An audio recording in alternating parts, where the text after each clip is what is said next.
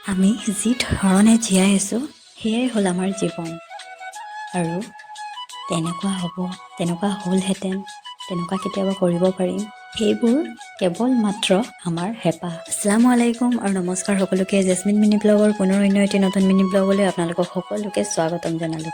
আলু পৰঠা কাৰ কাৰ বাৰু ফেভৰেট? ময়ো খাই বহুত ভাল পাওঁ, মানুহজনেও। কেইদিনমান ধৰি কৈ আছিলে আলু পৰঠাৰ কথা, আজি কিন্তু বনালোৱে। আগতে যেতিয়া আলু পৰঠা বনাবলৈ কয় তেতিয়াহ'লে ৰুটি বনোৱাই টান, আলু পৰঠানো আৰু ক'ত বনাব পাৰিম, এতিয়া আকৌ আলু পৰঠাই। গতিকে ৰাতিপুৱাই আজি ট্ৰাই কৰিলোঁ আৰু কেনেকুৱানো হয়। ইমান মই নবনাওঁ, পাৰফেক্ট নহয়, কিন্তু বনোৱাৰ পিছত বেয়া হোৱা নাই, ঠিকে আছে। হ'লেও মানুহজনে কি কয় চাওঁ হওক। প্ৰথমতে লৈছে দেই চিঙি, কুমলীয়াই হৈছে, পাৰিছোঁ আৰু একদম ফাটি যোৱা নাই আলু পৰঠা বনাবলৈ। বাকী সোৱাদটো আৰু মানুহৰ ওপৰত।